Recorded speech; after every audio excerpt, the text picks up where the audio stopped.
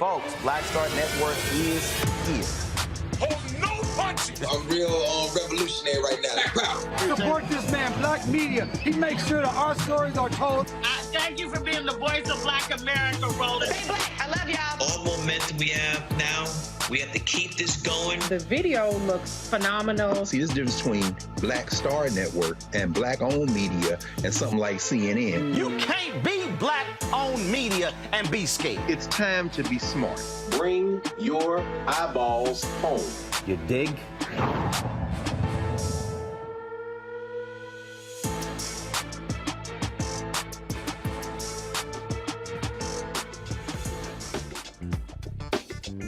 Life's in the wrong spot, to be honest, y'all. Today is Thursday, December 15, 2022, coming up on Roland Martin Unfiltered, streaming live on the Black Star Network, live here in Atlanta. The former Fort Worth police officer who shot and killed Atatiana Jefferson, he has been found guilty of manslaughter. We'll give you those details. Also, at this hour, we await word on whether or not the cops who killed Ronald Greene are going to be indicted by a grand jury. We're on standby for that decision. Also, coming out of Virginia Beach, the city has settled a case there for millions of dollars in the case of Donovon Lynch, who was shot and killed by cops there as well. Also, a TikTok video of a teacher at Winston-Salem State University, a white teacher having a black student arrested, then apologizing for yelling at her, has caused tons of controversy, and a bunch of folks are mad at the university for their response. We'll break that thing down to you as well. Plus, in today's Marketplace segment, we'll speak with a father-son duo who is launching the first Black-owned athletic supply company. Lots to cover today on Roland Martin Unfiltered, streaming live on the Black Star Network. It's time to bring the funk. Let's go. He's got it. Whatever the miss, he's on it. Whatever it is, he's got the scoop, the fact, the find. And when it breaks, he's right on time and it's rolling. Best believe he's knowing. Putting it down from sports to news to politics. With entertainment just for kicks, he's rolling. It's on go, y'all. It's Roland Martin, yeah. Rolling with Roland now. He's funky.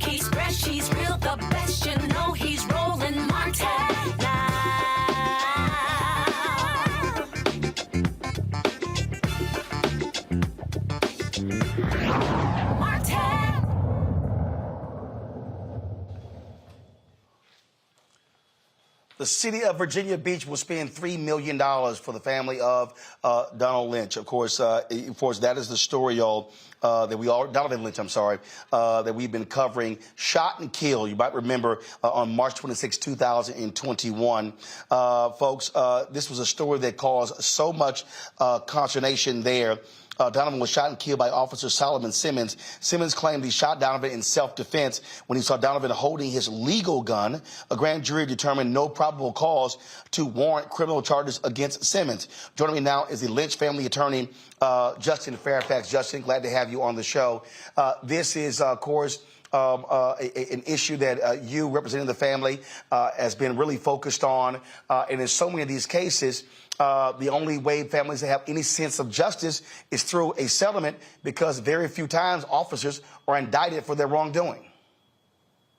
That's exactly right, Roland. And thank you for having us on. And thank you again for following this story. We finally have justice for Donovan Lynch and for his family. This has been an extraordinary journey, very painful journey for that family. But we are ending where we started, which is with the truth.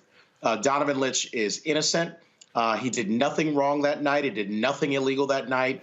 He simply had dinner with one of his best friends and was out for a fun night out, totally innocent, when he was shot and he was killed, and wrongfully so. And so we were going to fight for justice. I came about 65 or so days ago. The case had been going on for a very long period of time. But when they brought me in, and also Thomas B. Martin, my co-counsel and one of the best lawyers in America, we said we were going to supercharge this case. We were going to litigate it. As you know, I'm a former federal prosecutor in Virginia, and that's exactly what we did. And so just last week, we were very proud that the city of Virginia Beach reached a settlement. We'll give $3 million to the family of Donovan Lynch. And as you mentioned, there's no amount of money that can make a family whole from the loss of a loved one. It's a tragedy, but it also is a measure of justice.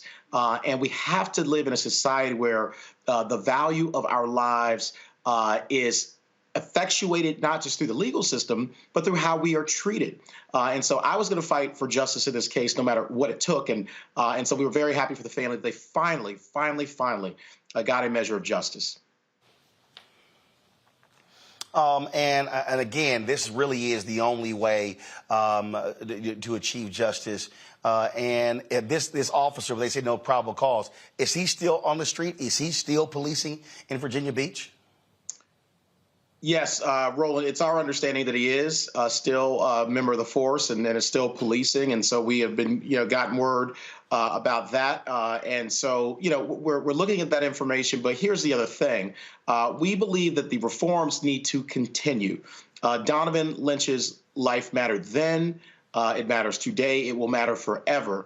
And the reason that his legacy will live on is because we're going to save the lives of other family members, of other families who won't have to suffer the same fate and the same tragedy that was suffered here. This officer did not have his body-worn camera turned on at the time that he shot and killed Donovan Lynch. And so this family didn't even get to see, the final moments of their beloved son's life. And so this is an extraordinary young man, college educated, really lit up the world. And so we are going to honor him and honor his legacy by what we do in terms of reform. And so, as we mentioned at our press conference the other day, we're going to be reaching out to President Biden and Vice President Kamala Harris, and we thank them for their extraordinary leadership. We would like to have the Lynch family meet with the president and vice president in the White House to discuss, again, their journey, discuss what they have gone through and also what they want to see going forward. We are in a powerful season of vindication. Donovan Lynch has been vindicated. His name, his legacy has been vindicated with the power of the truth. And that's what I was going to fight for as the attorney for this family, again, along with Thomas B. Martin. And we were going to fight to ensure that the truth was finally told, that there was accountability. There had been no accountability in this case whatsoever.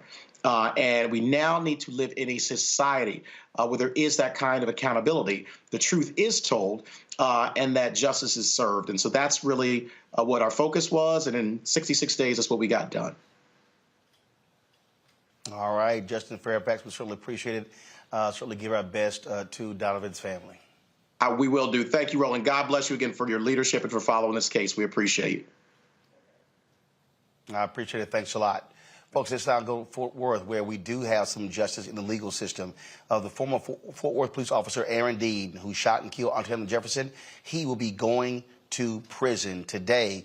A jury came back, found him guilty of manslaughter. You might recall the case where a neighbor called the police to say they saw a door ajar. They did a wellness check. 2 officers arrived on the scene. Dean fired a shot into the home, killing Atatiana Jefferson. This, of course, took place in 2019. He fired the shot through a window. The mostly white jury deliberated for more than 10 hours. They could have found Dean guilty of murder. He is facing up to 20 years in prison and a $10,000 fine.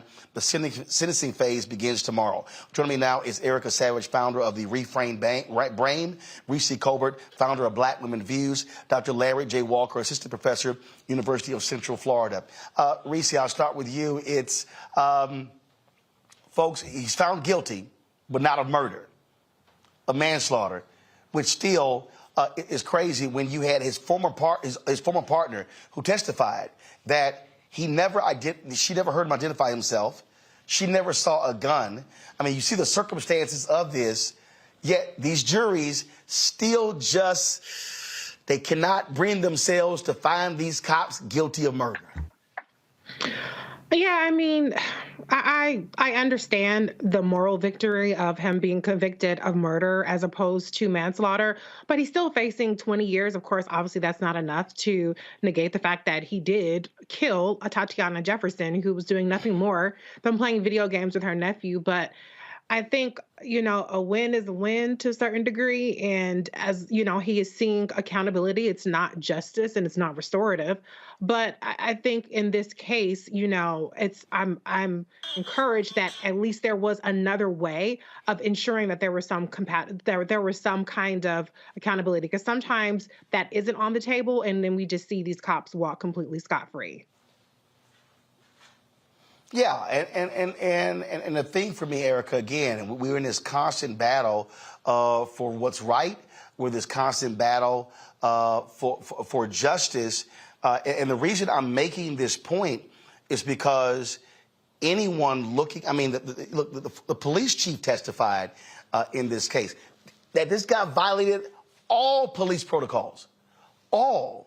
And it still goes to show you how hard it is to get a conviction for the highest charge for a police officer. That even with all of these facts, the jury was still, we'll convict him, but not murder, manslaughter.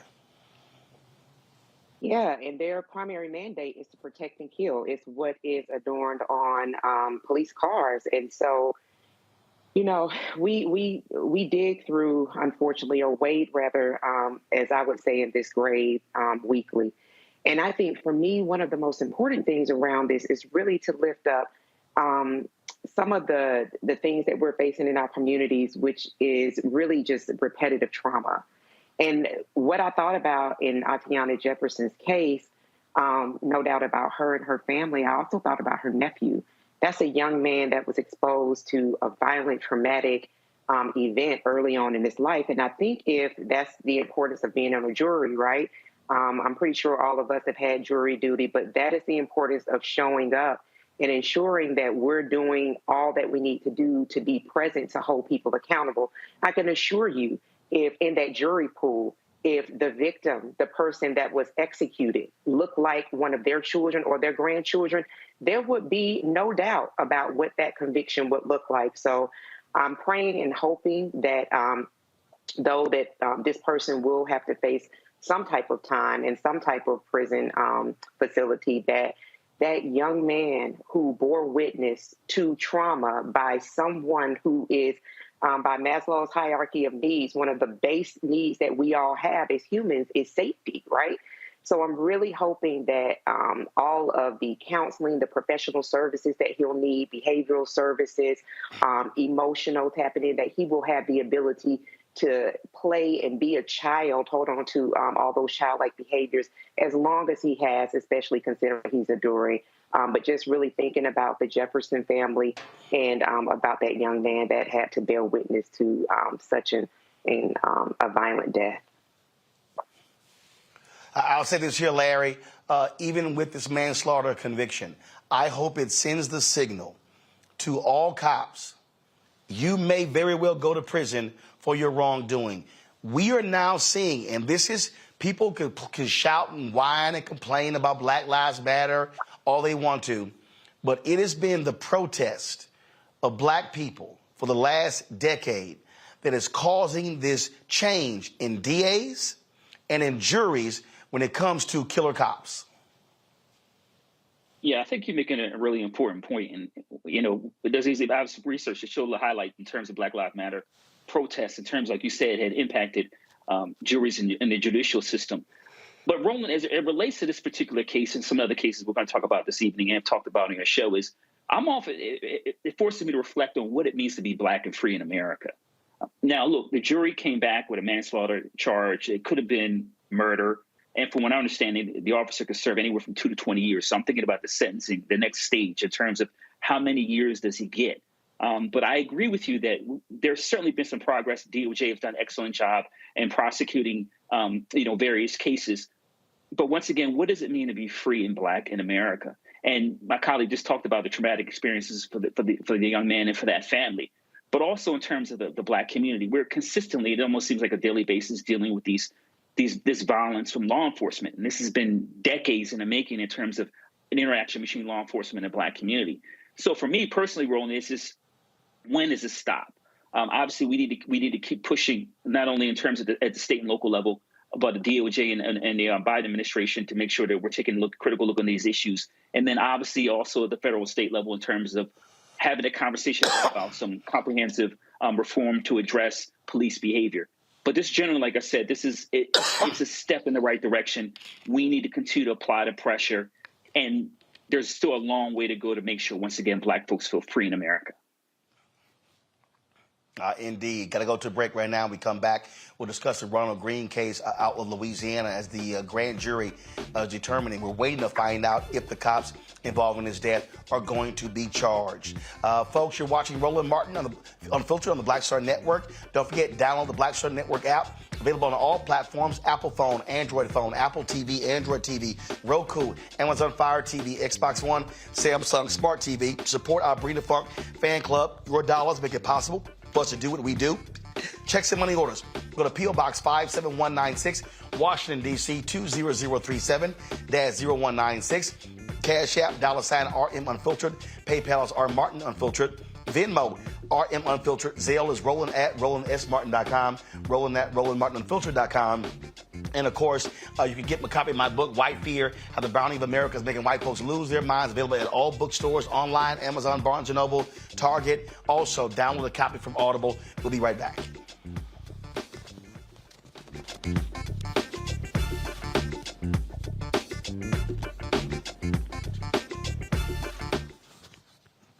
On the next Get Wealthy with me, Deborah Owens, America's Wealth Coach, inflation is on the rise. Interest rates are high. Can you still thrive during these uncertain times? On the next Get Wealthy, you're gonna meet a woman who's done just that, living proof of what you need to do to flourish during these uncertain times. These are times where you take advantage of what's going on. This is how people get rich or richer. That's right here on Get Wealthy, only on Black Star Network.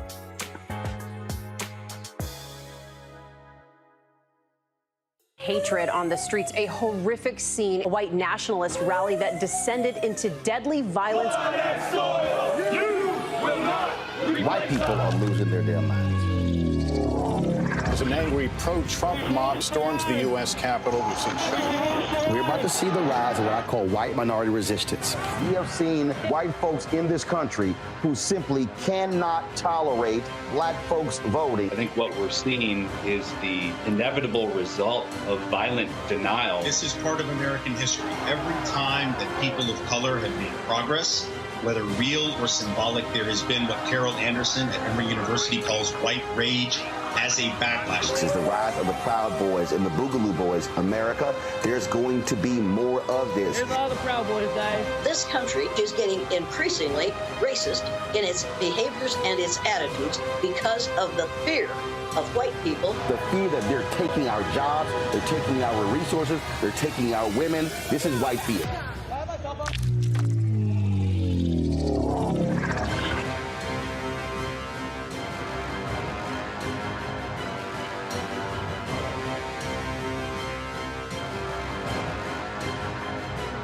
On the next A Balanced Life with me, Dr. Jackie, 'tis the season, tree trimming, party going, and gift giving. And I don't know about you, but for me, sometimes it can be overwhelming, and sometimes it's just downright exhausting. Surviving the holiday season, we've got tips for you for staying sane, solvent, striving, and thriving, and sometimes keeping a little money in your pocket. 2 things just out of the gate: set boundaries and set a budget. On a next A Balanced Life right here on Black Star Network with me, Dr. Jackie. You want me to do something crazy, but I don't know what to do. I'd rather just sit here. Hi, this is Cheryl Lee Ralph, and you are watching Roland Martin, Unfiltered. I mean, could it be any other way? Really? It's Roland Martin.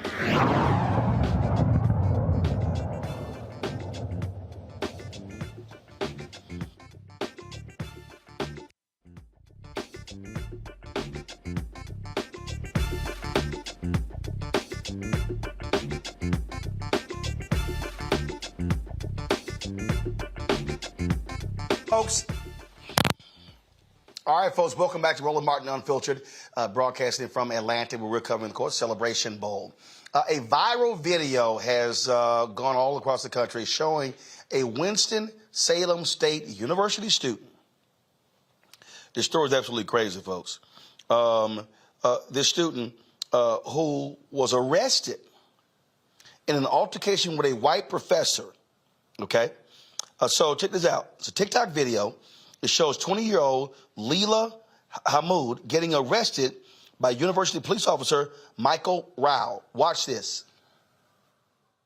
That's what I'm saying. I'm not resisting. You're hurting me really bad, bro. Please get off of me. And she's still standing there letting this happen. Like, exactly. I hate you. It already escalated. She's about to go out and hit him. I swear to God, I hate you. I swear to God, I hate you. I swear to God, I hate you, bro. You're the worst teacher ever. You get me taken out of here because I want to apologize? Because I want to apologize? You started yelling at me. You tried to embarrass me about my paper. You're a terrible teacher. Is somebody recording this? Oh, everybody is. I hope you're recording everybody because that's ridiculous. Yes, she that really is. is. For letting this shit happen. She sit here and say she loves black people and stuff, but you let this happen to her? Come on now. No, you yelled at her first. You yelled at her first, but you want her to apologize. It doesn't make any sense. You hear everybody in the class say, look at my grades, my GPA, I graduated by 8 points. I'm not no dumb bitch. I'm not stupid, Dr. V. The whole class. I'm so mad. I am valedictorian, bitch. So mad. What the hell? That you laughed and walked out of me. Yeah, you were yelling at her. You were yelling at her. That's ridiculous. That's BS. I'm saying. BS. I'm like. Trying to say I'm sorry. That's. You're the worst teacher I've ever had. Leila posted this video to explain exactly what happened in the classroom.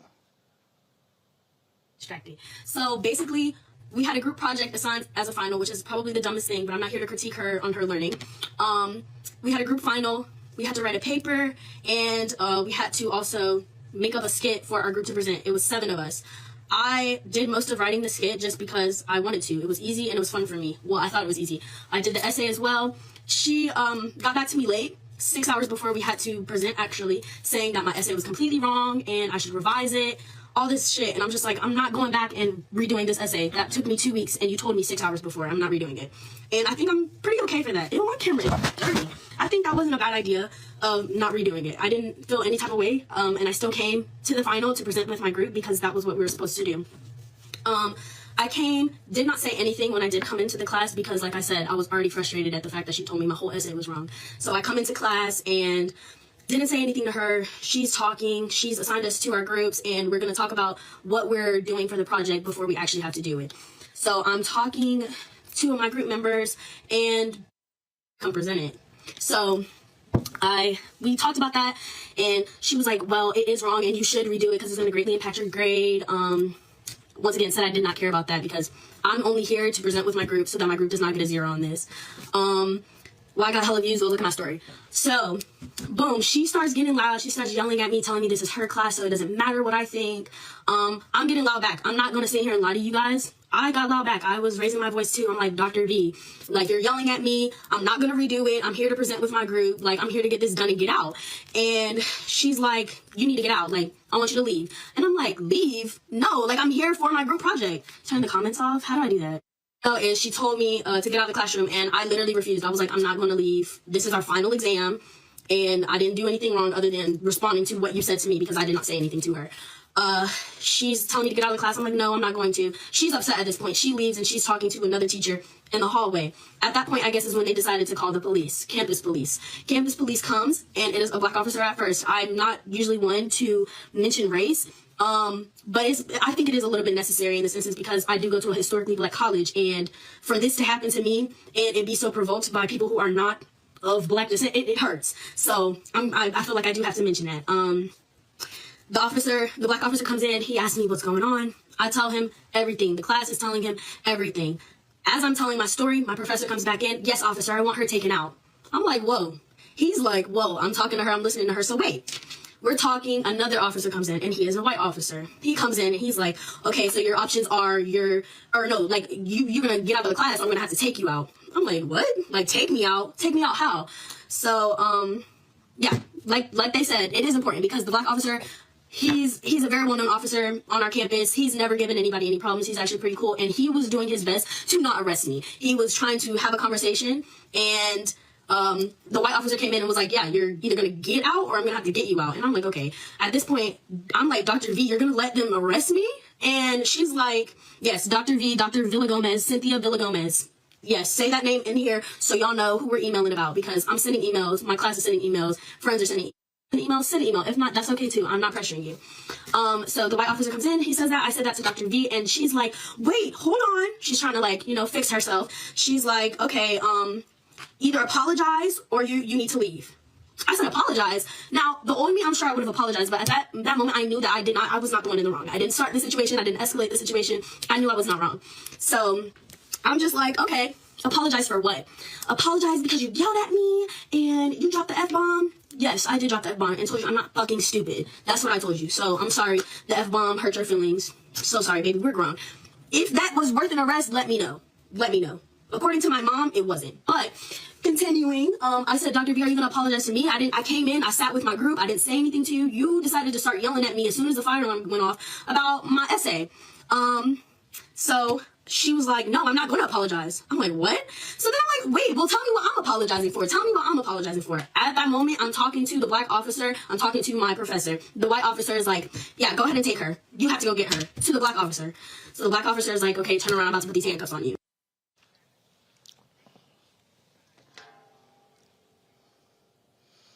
All right, folks, Winston-Salem State released a statement. Here is what they said. We received a report that there was a significant commotion in Carolina Hall this morning.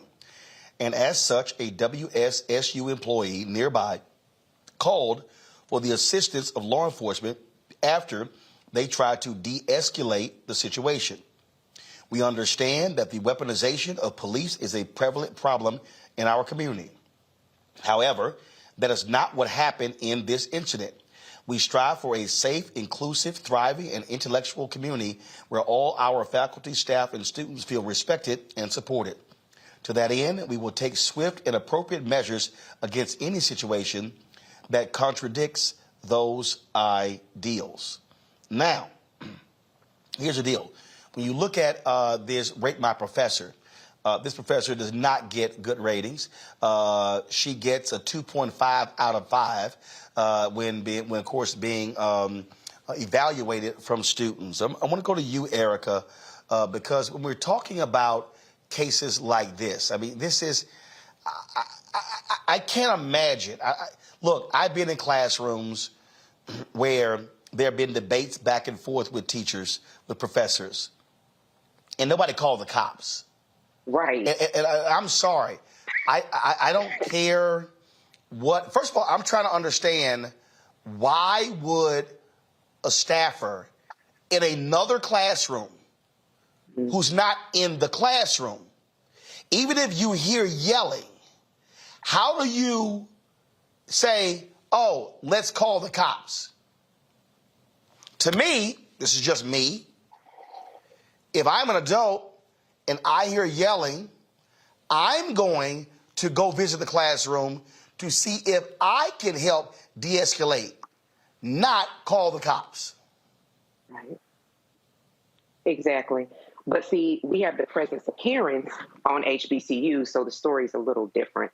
I think what was very interesting about that statement that was issued, you know, the top and the bottom, and then you have this one line about the weaponization of police, and then the very firm, but this was not the case. I'm really glad that Leila's mother is there to support her, because I'm going to assume that she is the one, you know, her family's the one that takes care of her tuition. And just thinking back to 2017, at the beginning of the Son of a Klansman's administration, where we saw the numbers of students that were enrolling to HBCUs, my son at Morehouse was, you know, he was no different from those numbers of kids. And so just thinking about that kids were actually enrolling in HBCUs because of the real intense racism, everything that came with the Son of Klansman's regime, all of that they were feeling, very young students, is that they wanted a place of safe haven, protection, in academia. And that's what it brought to them. So what I love is really the stand that Leila has, that she has already started shooting off emails. She got email city rock and rolling. She has the support of her classmates. She has the support of her friends. She has the support of her family. And I think that when you have a person that really understands where they're coming from, that gives that institution a lot more to deal with. So really kudos to Leila, and really shame on this institution for the way that they have, what it seems like, really has backed up someone who, if they would have done a cursory search, what you did, Roland, would have seen that she's been problematic for quite some time. But I'll stop here because Reese did an eloquent summary on this earlier, that I would encourage everyone to go to Black Women Views Media, Instagram, Twitter, to just listen to what the response was to this situation. But before I go to Reese, I want to go to Larry. Larry, you're a professor. Based upon what you see here and what you've heard described, how do you handle that situation? So, Roland, you know, I'm looking at this from a number of perspectives. I'm an HBCU alum. My son is also currently enrolled in HBCU. And as you mentioned, I'm a college professor. So sometimes you have conversations with students, debates in class. And, you know, this is what higher ed is. You engage in, you know, passionate discussions. But this is really a failure. This is a failure by the professor. And I watched the young lady's, you know, her entire Instagram, and in terms of her video, in terms of her describing everything that happened from beginning to end. And as an instructor, first of all, and we even know this, we're not just predominantly white institutions, but HBCUs, that, and you saw this in this situation, that law enforcement can be deployed and also be responsible for creating more trauma for Black students. You should never call law enforcement unless we're talking about violence in terms of my using a weapon or a knife or some other situation. I would have never called law enforcement. I've never gotten to the point where I had to call law enforcement for a student. I currently teach at a predominantly white institution. I've also taught at HBCU. I have never engaged in it and gotten things that gotten that heated or what I felt like it was dangerous and my life was in the line. This professor didn't take the necessary steps in terms of whatever feedback she was giving her on her paper, in terms of a realistic timeline to say she needed to rewrite the paper. That was also a misstep. And then engaging in that student in class. Now, if she decided to engage her, she should have engaged her after class and had a conversation showed a level of respect, because you heard the young lady say like she felt like she was being disrespected. It is also a failure on law enforcement. Once again, the white police officer comes in after Black police officers having a conversation and then instructs her to take this young lady outside the classroom and arrest her. That is uncalled for. And then lastly, Roland, it is a failure by the president and other administrative leaders to put that statement out. And they put out another statement before that. But the bottom line is, overall, for people who thinking this professor should be fired, I will remind them that she is tenured and that it is difficult to fire tenured professors. I've seen it in my institution. I've seen it in other institutions. But overall, this is a failure in terms of leadership in the institution. This is an absolute failure by the professor to call police on a young sister who attended an HBCU because they are supposed to be safe spaces. And then lastly, we can't allow this to happen. And I hope that the professor face repercussions. So, control room, do y'all have the video from Tennessee State? Okay. So y'all remember, it was just a couple of weeks ago. This happened at HBCU Tennessee State. I said, what is your name? Out here, get out. You're failed this course, whatever your name is. Out! Out! Out! Out! That white teacher was yelling in the face of a black student. That video went viral. That teacher knew what was coming down, Reese. He quit the next day. What do you have to say?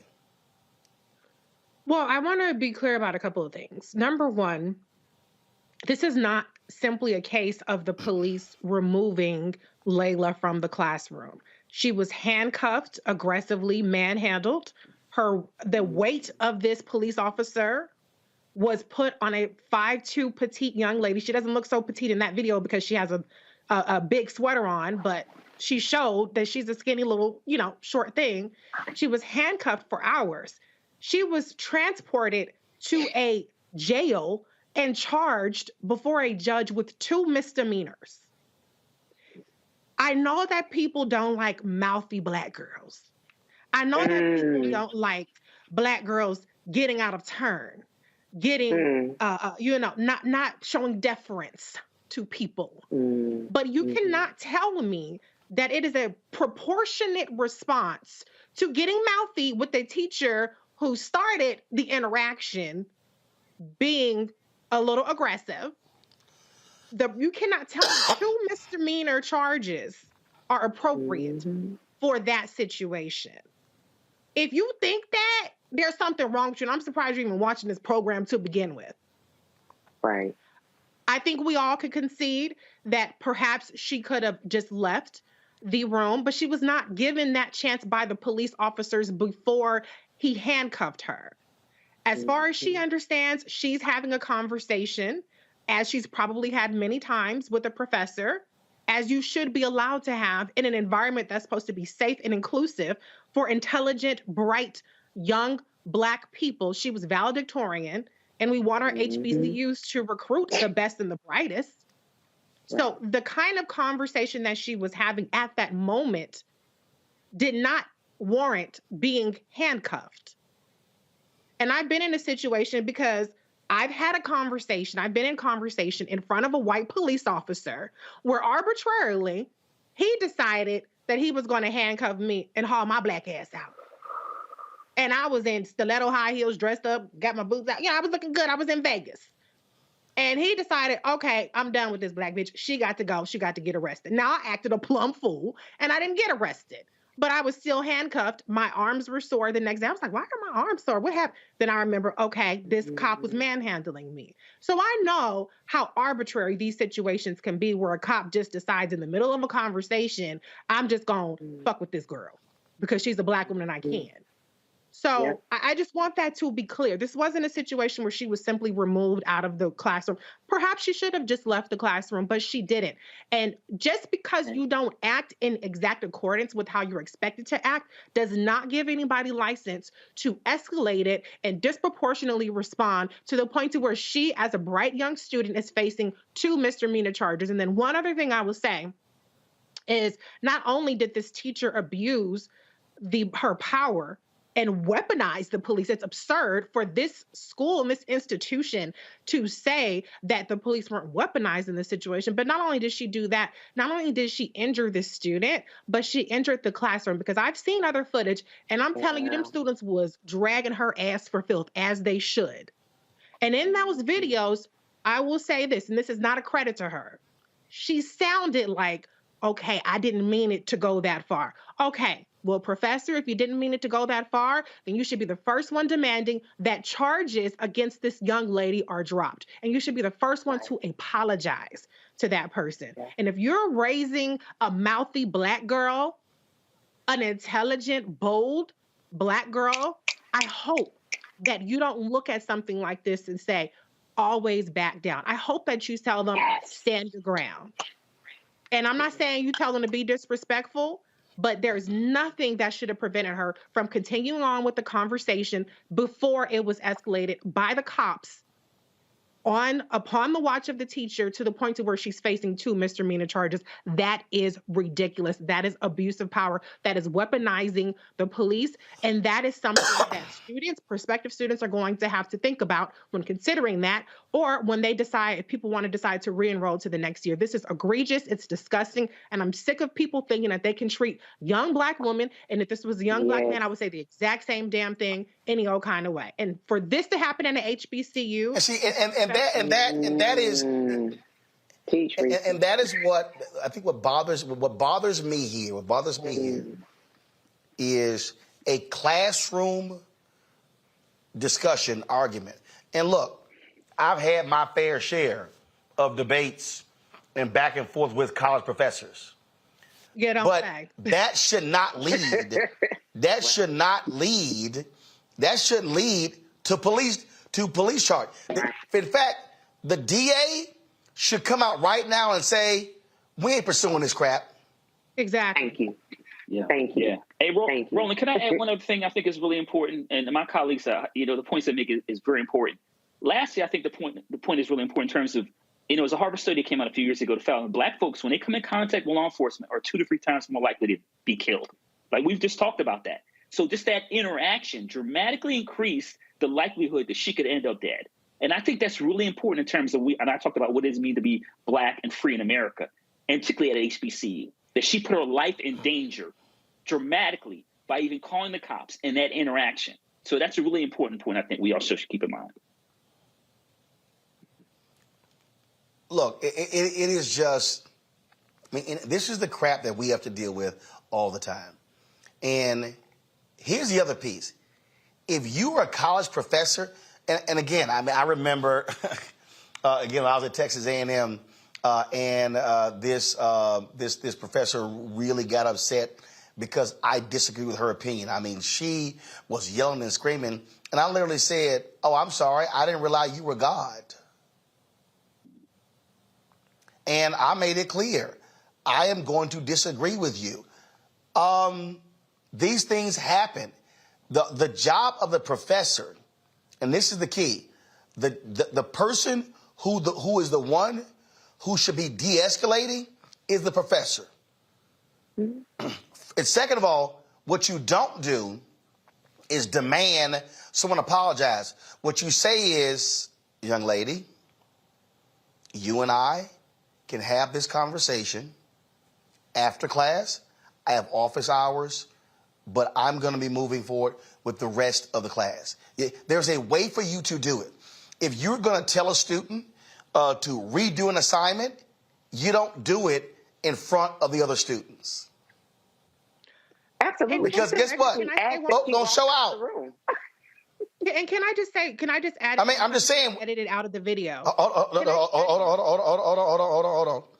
on. One second. After this point here. And if the student continues to be unruly, if the student is yelling and screaming, the professor should say, let me know when you're done. And what you do, you don't heighten tensions.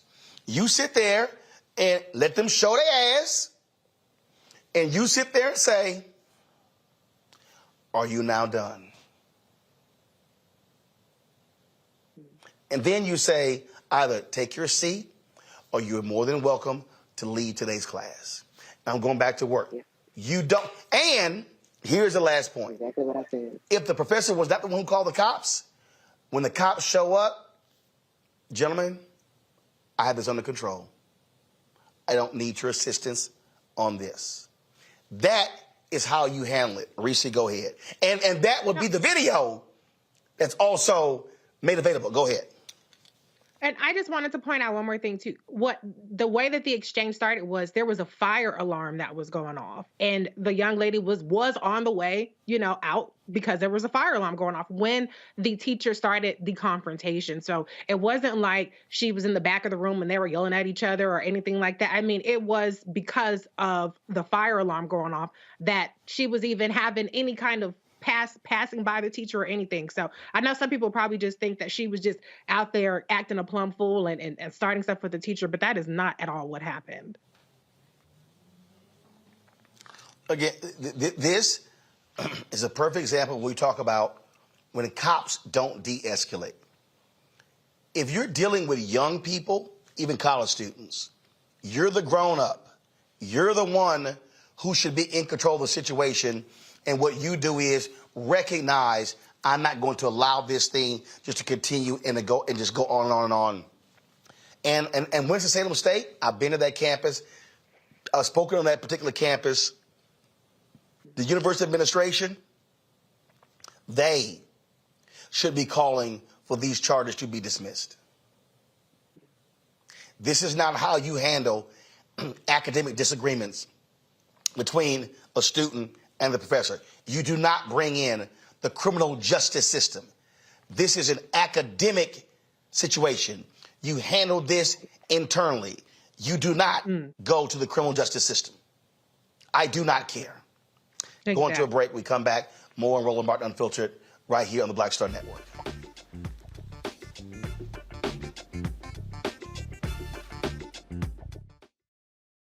I am on screen, and I am representing what a black man is to the entire world that's gonna see this. And this might be the only black man, a representation of a black man that they see. Right. So I am responsible, right, for how they see black men. And it's my responsibility to, if I am not playing an upstanding, honorable, someone with a strong principle and moral core, to make sure that this character is so specific, right, that it is him, not black men. And I wish that more actors would realize how important their position is as an actor of color, playing people of color on screen. Because there are people that see us all over the world in these different images that we portray. And not everyone knows black people to know, yes, that's not all.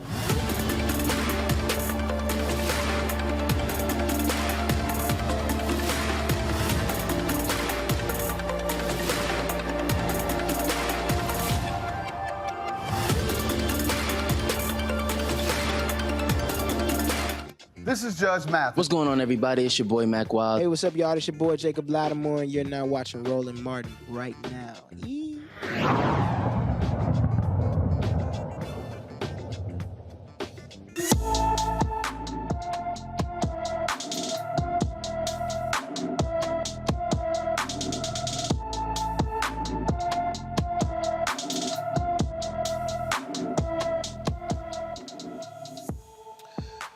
Christopher Jones has been missing from Chicago since December 3rd, 2022. The 12-year-old is 5 feet 8 inches tall, weighs 200 pounds, with black hair and brown eyes. Anyone with information about Christopher Jones is urged to call the Chicago Police Department at 312-745-5020, 312-745-5020.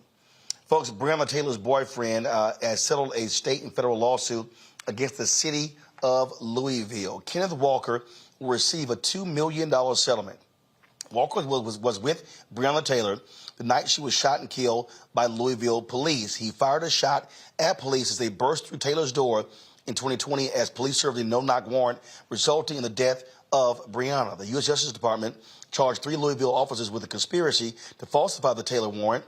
Officer Kelly Goodlett pleaded guilty and admitted to helping create a false link between Taylor and a wanted drug dealer. Former officers Joshua James and Kyle Meany are scheduled to go on trial in federal court next year. You know what? This is the thing here, Larry, that when you think about this story here, I mean, this guy could be dead. first of all, the fact that Kenneth survived this is rare. When cops busting in and you fire a gun, you actually make it out alive. Yeah, it's a miracle, and obviously, Breonna Taylor, was killed. But it's interesting, Roland, is how this one come 360. Remember, they charged him. So, and this is, once again, we've had this conversation many times on your show about law enforcement. You can't always believe the initial narrative.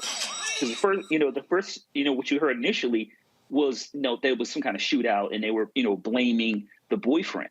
And here we are a couple years later, he's getting his $3 million settlement. But you're right, he's fortunate that he wasn't also killed. It's also really important that, and we're seeing that these law enforcement officers are being held accountable. But once again, this is another story in which law enforcement killed someone who didn't have to die and has ruined the lives of an entire family, of multiple families, traumatized a number of the Black folks in that city, and also traumatized Black folks throughout the United States. And we talked about in terms of Black Lives Matter movement and fighting for justice for sisters like Breonna Taylor. But he is lucky, but we have to make sure we don't have any more Breonna Taylors, and we have to stop this violence when it comes to law enforcement in our community. And when it does happen, we have to continue to hold them accountable, send them to jail, to send a clear message. Last thing I want to point is, we have to also, when we negotiate these contracts with law enforcement, we have to make sure we start taking people's pensions, because the citizens are the ones who have to pay out this $3 million. Taxpayers have to pay for this. And we have to start being more aggressive. And once again, we deal with these union contracts to make sure law enforcement are paying out of their pensions, et cetera, instead of citizens paying out these large payouts.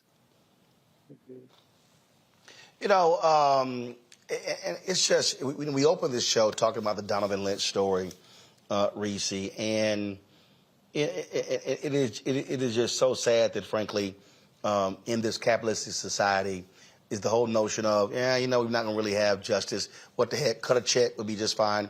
It's all good. But yes, it's $2 million. But when you still talk about trauma, this man seeing his girlfriend gunned down, having to live with that, having to live with these officers lying on him, charging him, and now is seeing how they falsified the arrest warrant, all that. All of this could have been prevented. All of it. If you had cops who were not hell-bent on causing mayhem. Absolutely. I mean, this was a setup for what? Like, they lied in the affidavit, so why go after her? If you don't have anything but lies, why don't you leave people the fuck alone? There's a thing. That's the actual thing that you could do. And unfortunately, he has so much trauma involved in this. And if this didn't become an international story, he could be sitting in jail right now for charges that were brought up against him, because the cops, they get away with this kind of stuff all the time. And so my heart really goes out to him. I mean, $2 million, I know it sounds like a lot of money, but it really is peanuts for the trauma that he's endured and for the way that his life was completely upended. And it's just, I want to stop seeing this happen to Black people, but every time you go out there and you harass and you torment and you just violate Black people, they absolutely should get some sort of settlement at a bare minimum. Indeed. And I just, again, Erica, it is what we have to endure. I mean, just with Black people. I mean, I was watching a video today, and some white woman calls the cops because she said a Black man was staring at her. I mean, like literally, and these cops roll up, and it's like 4 or 5 cops, and the brother's like, "Are you serious? Y'all respond like this?" Because the white woman was being stared at. I mean, this is what happens, and then when you have, and like all these cops that were involved in this Breonna Taylor, nobody had the courage to say, this is wrong. What are we doing? No, it's to go along to get along, and it leads to Black people being killed. Absolutely. But when you think you're the prototype, then everybody just has to adjust around. And so here we are with another group of stormtroopers in another city, another state, that have snuffed out the life of another Black person, and again, woven into our collective trauma pain, more of that. I think that in this particular case, especially when we're talking about money and things like that, I think that's why it's really important, and I'm glad we're mentioning trauma and different people. Reese talked about the students that were in the class at Winston State that witnessed that trauma with Layla, you know, thinking about the unseen things and what this actually does to our bodies. And so a $2 million settlement, that is not without lawyers' fees, and then the unseen part of that. Then we're talking about not knowing if this man has now had to face some issues that he didn't have to face before, medical issues, health issues. Black people, unfortunately, have high numbers when it comes to high blood pressure, when it comes to heart disease, when it comes to numbers of kind of like smoking, who leads to smoking. And a lot of this is brought on by anxiety, stress, and trauma. Another one of those conditions that is brought on is insomnia. So you're literally talking about a person not being in rhythm with their own body when their body is saying we're tired and go to sleep. Well, how the hell am I going to go to sleep when the last time I was sleeping peacefully, cops stormed into my house and shot up my home and killed my girlfriend? That's a lot of medical issues. That's a lot of unseen trauma to work through. And those are a lot of things that undoubtedly take years off of Black folks' lives. So you all are right that the money is not a lot of money when you actually have to count the cost of what has happened, what he's experienced in this event, his family's experiencing, and then you multiply that by our experience as the Black collective since our time on the shores. It definitely makes you pause. So for this case, I really do hope, again, just as I did with that young Black man, that this brother does have a really good team of people wrapped around him, especially around that mental health and wellness. Yeah, it's just, again, we do so many of these stories. Look, right now we're still waiting to hear a decision on the grand jury if they're going to return an indictment in the case of Ronald Greene in Louisiana, and so we're still waiting to hear that. Hopefully we get word before we sign off for today's show. But it's just so much that we have to endure when it comes to dealing with police. And that's why that Winston-Salem State story is so painful, because it's just too many examples. We know what happens when cops show up. Yeah. Okay, white folks can yell, holler, and scream at cops. It's all good. We end up dead. But not even just dead, but facing trumped up charges. Like, that's like, you know how many Black people face trumped up charges just by having interaction with the cops, resisting arrest and all kinds of stuff. Like, that's also very damaging part of interacting with the police. Mm-hmm. Yeah, absolutely. It just, it's just so unfortunate. And again, all people who keep yelling, "Oh, how dare you talk about defund the police?" It's time for them to get their act together. And I really hope that Kristen Clark's Civil Rights Division is able to get guilty pleas, get guilty verdicts from these cops for what they did, because Breonna Taylor still should be with us. Atatiana Jefferson should still be with us. But it was the actions of rogue cops that led to their death. And other cops could have stopped them, but they didn't. All right, folks. Going to a break. We'll be back with more on Roland Martin Unfiltered on the Black Star Network. Download our app, Apple phone, Android phone, Apple TV, Android TV, Roku, Amazon Fire TV, Xbox One, Samsung Smart TV. Join our Bring the Funk fan club. Send your check and money orders to P.O. Box 57196, Washington, D.C. 20037-0196. Cash App, $RM Unfiltered. PayPal is R Martin Unfiltered. Venmo is RM Unfiltered. Zelle is Roland at RolandSMartin.com. Roland at RolandMartinUnfiltered.com.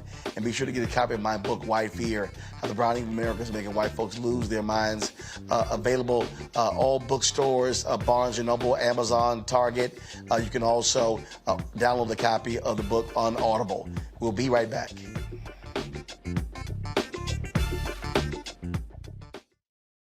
When you talk about blackness and what happens in Black culture, we're about covering these things that matter to us, speaking to our issues and concerns. This is a genuine people-powered movement. There's a lot of stuff that we're not getting. You get it, and you spread the word. We wish to plead our own cause.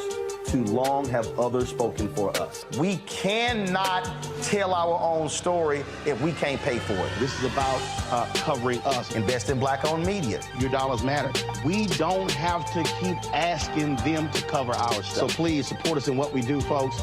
We want to hit 2,000 people, $50 this month, raise $100,000. We're behind $100,000, so we want to hit that. Y'all money makes this possible. Check some money orders. Go to P.O. Box 57196, Washington, D.C. 20037-0196. The Cash App is $RM Unfiltered. PayPal is R Martin Unfiltered. Venmo is RM Unfiltered. Zelle is Roland at RolandSMartin.com.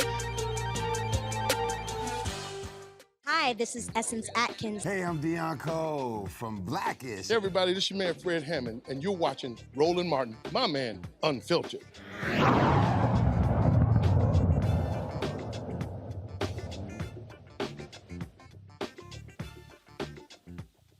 Curry story where he was accosted in a hotel in Colorado Springs. Well, guess what?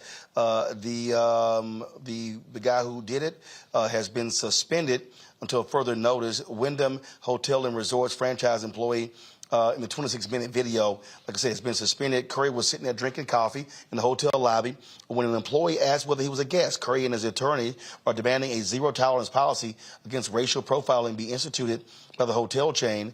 Mark and his attorney will be coming on our show soon. We're working on the day that best fits his schedule. And this right here is just a perfect example, again, Larry, of being black. Brothers just sitting here in a lobby, drinking coffee. White guy walks up to him, no badge, no nothing. Are you a guest here? And then demands to see ID. And Mark is like, I ain't showing you a damn thing. Not a room key. Like, who the hell are you? This went on for 26 minutes. And it's just, again, we do these, we used to always do the segment called, Crazy Ass White People. Then you have some advertisers who complain, it's like, oh my God, it's like they have that crazy ass white people segment.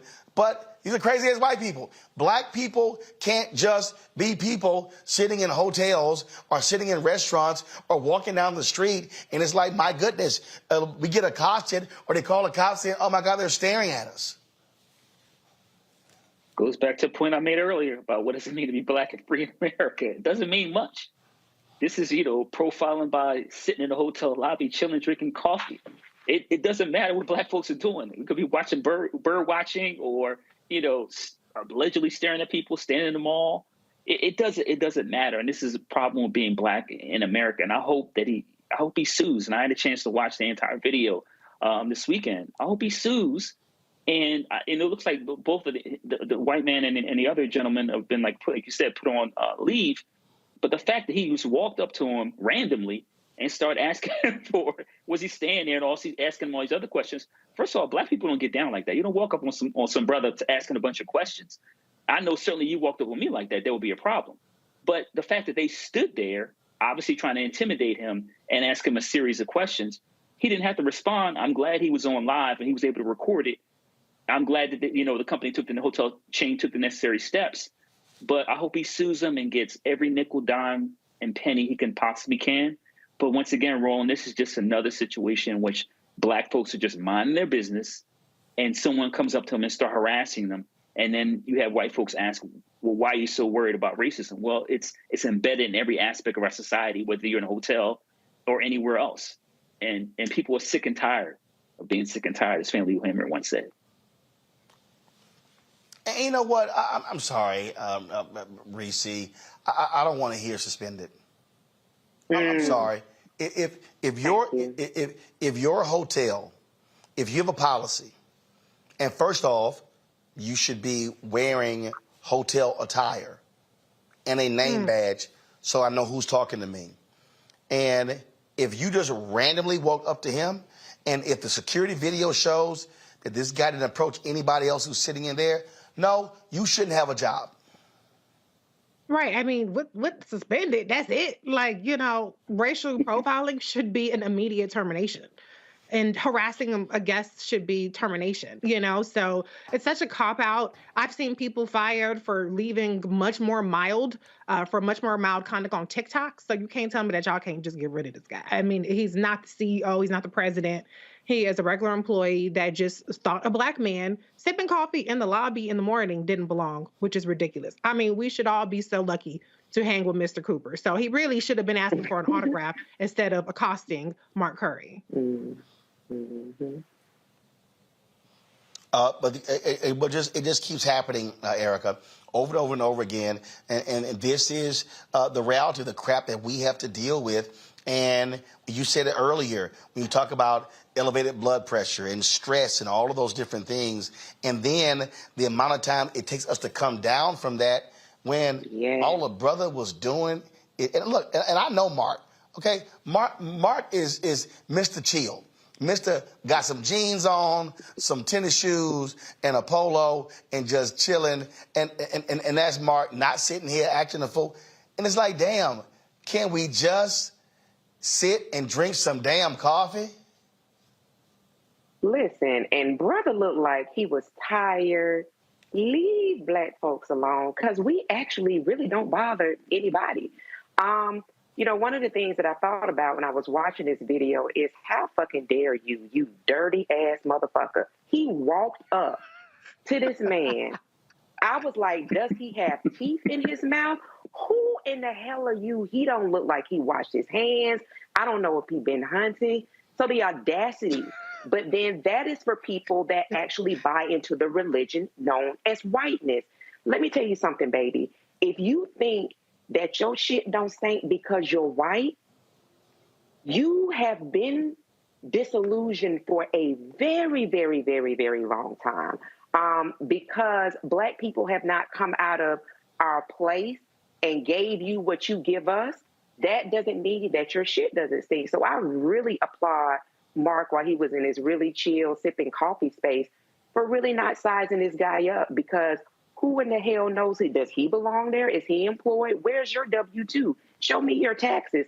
I think if he would have given him back that same energy, it definitely would have escalated the situation. But black people have every reason to do that because we're constantly being bombarded, whether somebody says something or whether they do something. And so I really do hope that he not only sues them, but that guy is fired. But I hopefully he comes out with some stock shares as well, because they absolutely owe him. This is bullshit. No, it is, but it is the stuff that we have to deal with being black in the United States of America. All right, y'all, go to break. We come back, our marketplace segment. We will talk to a father and son duo owning an athletic apparel company. We'll break it down next. Roland Martin Unfiltered on the Black Star Network.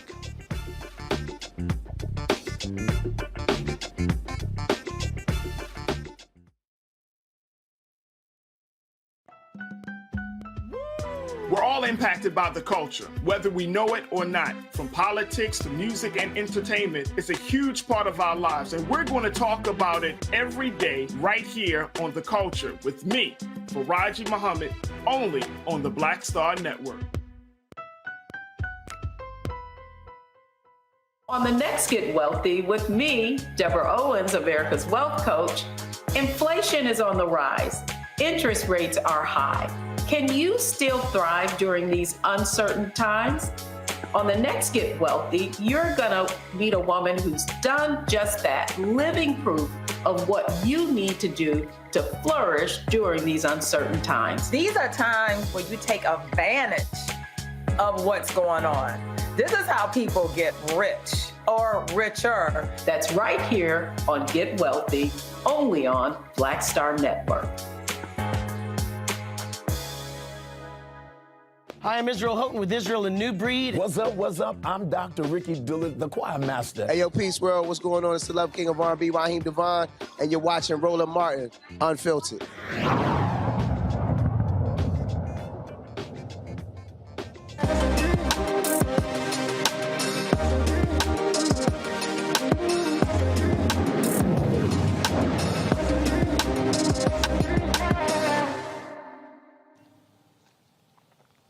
All right, y'all, a father and son, they're making history of the launch of the first ever black-owned athletic Supply Company.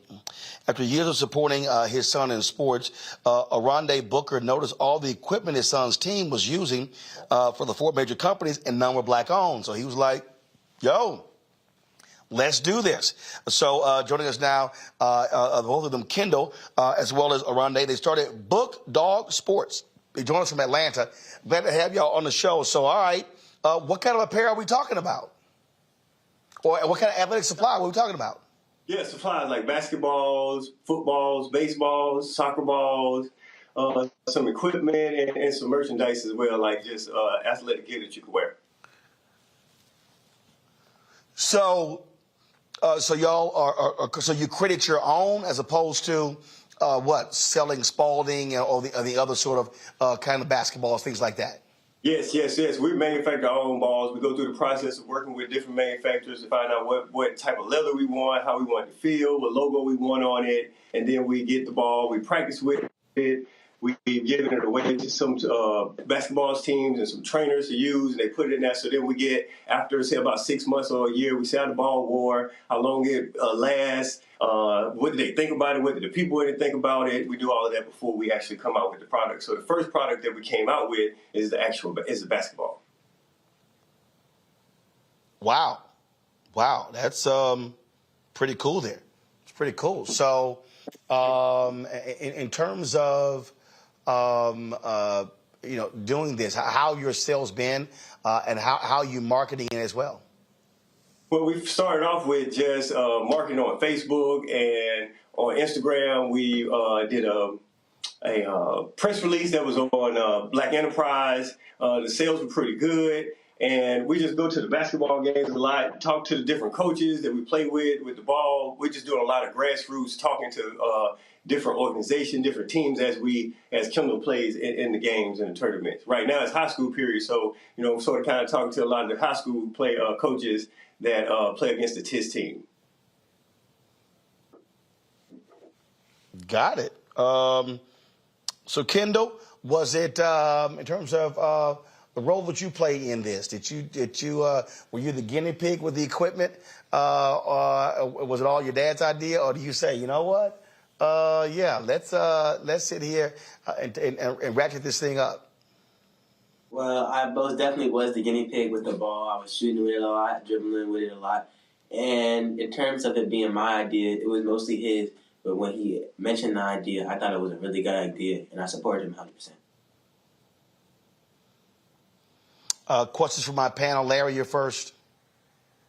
Yeah, so congratulations. It's a great concept on trying to build Black wealth, generational wealth, which we talk about a lot of times on this show.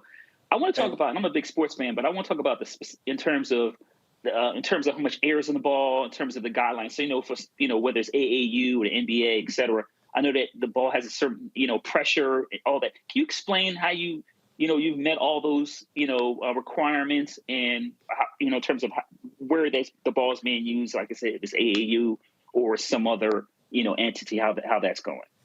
Mm-hmm. As far as like the composition of the ball, when we were creating the ball, we would talk to manufacturers who manufacture balls, right? So we already know about the pressure, the weight, everything needs to be. We told them what guidelines we wanted to be in. So we used the guideline of NHFS, and we took those guidelines. The ball has to be a certain Pantone color. The ball has to be a certain weight. The ball has a certain kind of core.